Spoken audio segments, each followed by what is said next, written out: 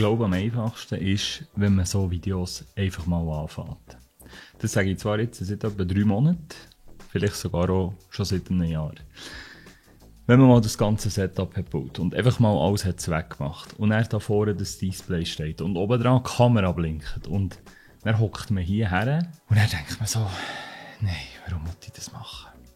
Und dann kommt irgendwann die Saison, wo viel läuft, wie jetzt im Sommer. Dann kannst du einfach arbeiten. Und dann denkst du so, eigentlich habe ich gar keine Zeit für das. Und da hinten, da ist mein Schreibtisch und da bin ich am Arbeiten und da mache ich meine ganzen Fotobearbeitungen und Videoschnitte. Und dann passiert es, wie eigentlich mal die Grundidee zu diesem Kanal ist gesehen. Ich werde Sachen gefragt. Leute fragen, welche Kamera soll ich kaufen? Oder was soll ich für Einstellungen dort nehmen? Oder sie melden sich für einen Fotokurs an oder für einen Handyfotokurs. Und ich schreibe das manchmal 3, 4, 5 Mal in der Woche, manchmal 2, 3 Mal im Monat. Kommt ganz auf die Jahreszeit drauf an. Und ich erkläre das den Leuten und ich mache das mega gerne. Und es gibt immer mega spannende Diskussionen und aus diesen solchen Fragen gibt es dann auch Kunden, die Sachen buchen, die sagen, hey, ich kann zwar jetzt besser mit dem Handy fotografieren, aber wir brauchen neue Teamfotos, kannst du das bitte machen? Kurz aber ist, so funktioniert mein Business. Und was ich daraus jetzt eigentlich mir habe überlegt, ich möchte anfangen, eigentlich einen YouTube-Kanal zu machen, wo ich gewisse Themen, wo ich wiederholend gefragt werde, aufzeichne. Ich habe das eine Zeit lang probiert, weil ich sehr aktiv auf Instagram mit Reels. Die gehen 90 Sekunden. Ich rede in der Regel mehr als 90 Sekunden. Und ich mag mich auch nicht stressen. Es gibt so viel Stress, wo man irgendetwas in kurzer Zeit schnell machen muss. Und bei Videos, ich selber konsumiere gerne Videos auf YouTube, von Fotografen, von Videografen, von Fotografen, die analog fotografieren, von englischen Content. Und da gibt es mega viele Angebote. Schweizerdeutsch, ein paar wenige, sehr coole, aber eigentlich sehr wenige. Und ich schicke die Leute auch nicht gerne auf englischsprachige Videos. Ich möchte das eigentlich am liebsten auf Content von mir schicken. Bei Reels, eben, habe ich vorhin schon gesagt, die sind einfach mega stressig. Ich muss mich immer schneiden. Also ich muss jedes und jedes Alles muss ich rausnehmen. Und das ist einfach auch mega unnatürlich, weil so redet ja kein Mensch. Ich bin wohl jetzt ein bisschen angespannt, weil ihr könnt euch wirklich, wenn ihr selber noch nicht so vor der Kamera seid, fast nicht vorstellen. Irgendwie ist das echt komisch. Ich sehe mich zwar der ganz klein, und es hat hier Setup, finde ich, cool herbekommen, für das es eigentlich schon seit einem Monat ready wäre.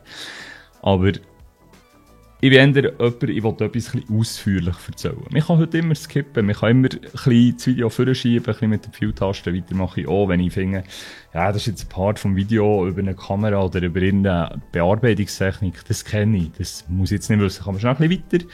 Das ist mega gäbig. Auch das ist in den Reels innen, es ist echt so alles so auf die 90 Sekunden optimiert. Mega kurz, mega schnell, holt die durch, am liebsten aber dafür nach 3 Videos. Macht begrenzt Sinn. Kann sicher für Unterhaltungssachen, Comedy funktionieren, in Fotografie und so im Teaching-Bereich, wo man eigentlich ein bisschen etwas lernen möchte. Würde ich sagen, so viele mega coole Sachen habe ich jetzt über Reels noch nicht gelernt, ausser vielleicht wie man einen Regler zu Color Grading in Premiere könnte bedienen, wo ich dann meistens noch weiterlesen, aber einfach mit dem Reel selber habe ich mehr noch die Idee bekommen. Somit kann man festhalten, für Inspirationen oder einfach für Ideen zum Fotografieren und so weiter ist eigentlich Reels genial. Oder, wenn du lieber hast, TikTok. Ich habe eine Zeit lang ein bisschen viel TikTok konsumiert und habe nicht gefunden, weißt du, eigentlich bin ich am liebsten aktiv auf Insta. Und irgendwie habe ich das mit TikTok dann wieder lassen. Du merkst, es geht auch hier jetzt so ein bisschen ins Philosophieren, es geht so ein bisschen ins über irgendwie mal, man darf auch mal abschweifen. Es ist, für mich, ich habe zum Beispiel gerne Videos, die 10, 20 Minuten gehen. Natürlich muss mich das Thema, das drinnen behandelt wird, interessieren. Es muss irgendwie über eine Kamera sein. Aber ich schaue auch nicht gerne Kamera-Reels, die einfach rein um Technik gehen. Also sprich, jemand bekommt eine neue Kamera, 3 Tage zur Verfügung gestellt und tut dann eigentlich auch die technischen Spezifikationen von dieser Kamera abelieren, die eigentlich in jedem Artikel drin steht. Und du merkst genau, auch an den Demo-Fotos, auch schon solche ohne Demo-Fotos geschaut, so du hast ja die Kamera gar nicht gebraucht. Also du hast sie nicht selber verwendet. Und das, denke ich, das muss ein bisschen ändern, in meiner Ansicht. Also hier geht es um meine Meinung. Und ich kann da nicht für irgendjemand anderes reden, wie man das muss. Das Gefühl, aber ich selber konsumiere gerne Videos von Leuten, die sich über etwas eine Meinung haben bildet. Ich schaue auch sehr gerne, wenn jemand zum Beispiel ein Jahr später über eine Kamera etwas erzählt und sagt, hey, schau, das hat mich ein bisschen genervt. Weil es ist ja, wir haben heute keine schlechten Kameras und Videokameras und generell technische Sachen in diesem Medienbereich, das haben wir echt nicht mehr. Es gibt mega Finesse. Beispielsweise eine neue kleine Filmkamera, die rauskommt, die jetzt im Internet ziemlich kontrovers diskutiert wird, ob jetzt das brauchst oder nicht. Ja, für gewisse Leute geht es, für gewisse Leute geht es nicht. Und solche Sachen möchte ich gerne zukünftig ein bisschen diskutieren hier. Auch für mich, weil ich mich mega gerne mit diesen News befasse. Es ist nicht, also irgendwo hier in den Notizen kann durchaus noch immer stehen, dass ich auch mal so eine Art wie eine Newsbeitrag mache, wo ich ein bisschen über Neuigkeiten rede. Das soll mir sicher mal einfach so ein Hallo sein. Und ich habe so gefunden, ich habe noch ein Video, das ich näher aufnehmen werde. Und dann habe ich so gefunden, wenn ich jetzt anfange, möchte ich echt mal Hallo sagen. Weil, stellst du nicht einfach mal ein Video online, ich habe noch ein anderes, das ready ist. Das müsstest du eigentlich, wenn du das Video siehst, auch schon schauen können. Das war so eine Idee gewesen, ein Videopodcast mit anderen Fotografen und Fotografinnen. Da haben wir schon mal einen aufgezeichnet, das ist unterdessen auch schon 2 Wochen her, wenn nicht 3. Da wartet die Person in diesem Videopodcast auch schon drauf, dass es online kommt. Und ich habe gefunden, hey, das erste Video muss ja mal irgendwie so, hey, freut mich, über den Stefan. Du musst irgendwie mal wissen, dass das echt für eine Idee soll. Du musst dir dann auch wie überlegen, will ich diesen Kanal abonnieren, sehe ich hier einen gewissen Mehrwert, um was geht es hier. Also, zählen wir auf. Um was geht es hier? Grundsätzlich möchte ich, dass mein Grundsetup echt das hier ist. Also, ich bin geschützt in meinem Büro, bin nicht irgendwie abhängig vom Wetter. Ich bin nicht abhängig von sonst irgendetwas. Ich kann hier das Licht anlassen, ich kann die Kamera anlassen, kann aufzeichnen. Was ich nicht kann, ist dauernd mega umfangreiche Vlogs machen. Ich schaue die zwar selber mega gerne, weil dann siehst du bei den Leuten, was läuft. Was ich regelmässig machen kann, ist bei meinen Aufträgen, wo ich wirklich sehr, sehr unterschiedliche habe, Aufnahmen machen. Wo ich einfach da mal etwas filme, dort etwas filme, Fotos davon habe. Und ich kann nicht davon erzählen. Und die Aufträge, die können einen Mehrwert bieten, was man alles so macht, als selbstständiger Fotograf oder wenn man selbstständig Videos macht. Aber ich kann die nicht komplett dokumentieren. Für das müsste ich jemanden dabei haben, der das macht. Wenn das mal so weit wäre, dann würdest du es dann hier sehen. Aber ich kann hier mir Notizen machen und über das erzählen und kann dir da so einen Mehrwert bieten, dass man sich so ein bisschen das hineinversetzen kann und kann dann Videoclips einblenden, wie das hat ausgesehen. Das andere ist, ich kann Sachen testen. Das mache ich sehr gerne. Das mache ich seit Jahren. Also häufig ist es so, dass ich mir etwas kaufe, teste es, brauche es, mache auf Insta gewisse erste Eindrücke, mache Aufnahmen, mache Fotos, vor allem im Kamerabereich, Objektiv, Zubehör, Drohnen, ähnliches Mikrofon und eigentlich fehlt dann auch wie ein Abschluss eine Zusammenfassung. Diese Sachen teste ich für Foto zum Stehen, das ist das Fotofachgeschäft in Bern. Da darf ich etwa die Artikel über Sachen schreiben, also würde dann je nachdem die auch verlinken. Ich finde aber, wenn ich jetzt dort hier einen Artikel schreibe über irgendein Produkt und jetzt habe ich einen Eindruck von dem, häufig kaufe ich die Produkte auch, also ich nehme die nicht nur zum Verwenden, sondern ich melde euch Interesse an, für Artikel zu schreiben über Sachen, die ich selber evaluiere zum Kaufen. Und wenn ich die dann benutzt habe und einen Artikel geschrieben, kann ich genauso gut auch noch ein Video dazu machen, wo ich meine Eindrücke vom Produkt eigentlich dann hier noch wiedergeben kann. Und mit der Zeit, so wie eigentlich bei den Insta-Stories, wo ich am Anfang auch ziemlich gemütlich war mit diesen Insta-Stories. Und heute kann ich eigentlich auch, egal wo ich bin, nehme ich irgendeine Story auf und erzähle, wo ich etwas mache. Und da ist ein gewisses Interesse da.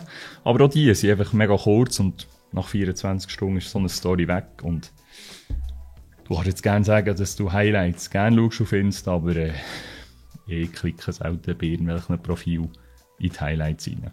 Also grundsätzlich die Idee hier soll mehr sein, es soll einfach bleiben, es soll für mich einfach sein, hierher zu hocken und etwas zu erzählen.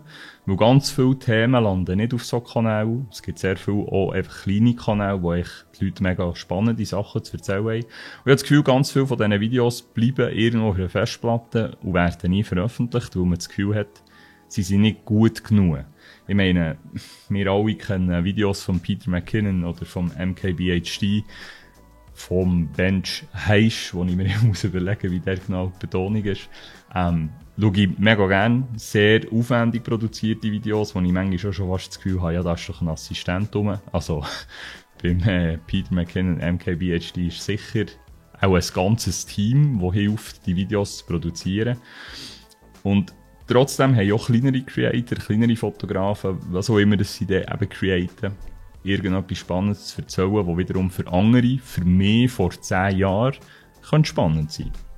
Also es soll hier nicht per se einfach nur darum gehen, ja, mit diesen ganzen typischen Clickbait-Titeln die 5 besten Tipps, um irgendwie schönere Videos zu machen. Weiss nicht, vielleicht mache ich das auch mal. Vielleicht kannst du mal ein Preset von mir kaufen.